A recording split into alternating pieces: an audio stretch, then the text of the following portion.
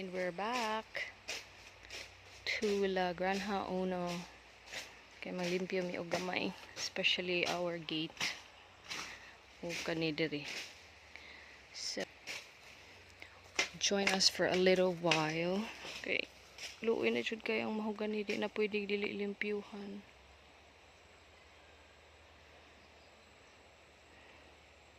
They will not die, but their growth will be hindered by the weeds, so we have to take them off so they can grow fast.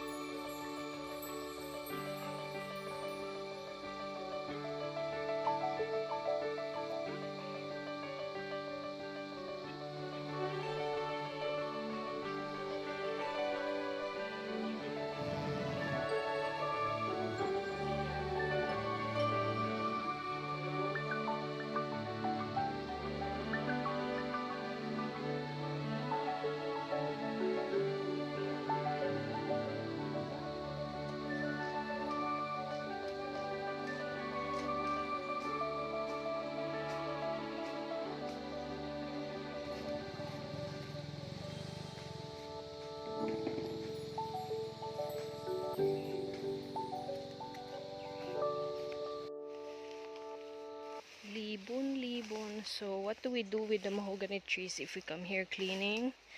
So example, this one, you have to cut these. They're very dominating. So look at that. This is the branch, in the trunk. So kikaputa na gid siya. We're gonna cut that off.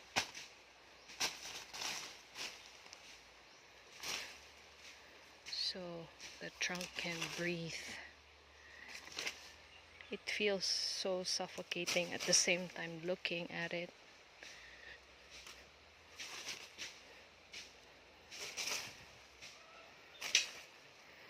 And most of our farmhands living here, like kato sa una, they will advise us to just cut off from the bottom, and eventually it will just die, so we don't have to worry on the top part, because they're climbing so fast, like literally fast.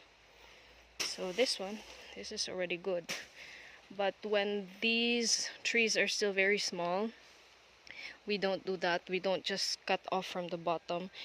We cut off from the bottom at the same time. We have to manually get all the vines kay musad na ako na feel like I can't breathe, so the plants. And now we can't reach the top naman, so we have to follow the traditional way, just to cut the bottom and then wait until eventually the vines will stop growing and die. The good thing is with this kind of trees, pila naman ni ilang edad? 2 years old. So dili na sad ni sila basta-basta mamatay, like ano. Taas na kayo ang sagbot niya, nagkupot sa iyahang lawas. But they will survive. That's what my uncle told us before. When you plant trees, you have to take care of it in the first 2 to 3 years, so you won't keep on replanting and they will all survive. And fortunately here, many survived than the replanting stage. I think we had about 30, but this is 100 plus, almost 200 seedlings, so it's actually a good number. Okay, we can't stop like different weather patterns. Yeah, nag-replant me for the dead ones, and then it became so hot, and wala muna siya. Alright, we will continue. Kanidebe. See, this one's really big.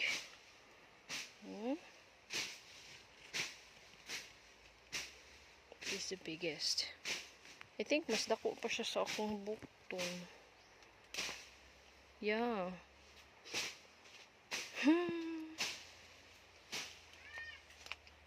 Kana limpyo na na. Okay.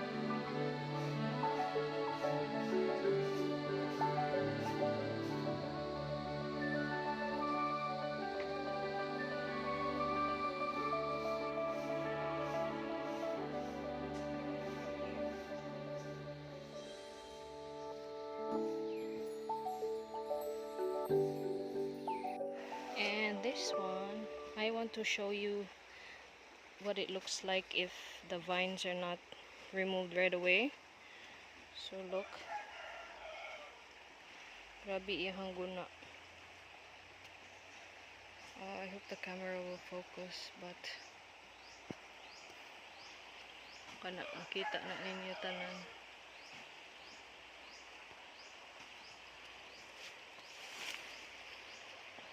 Suluoy kayo ang kahoy. See? That one. Kani.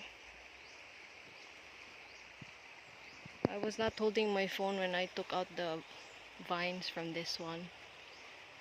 Luoy kayo until na dito babaw, but I tried to get as far as I can para mapaginhawa gid siya.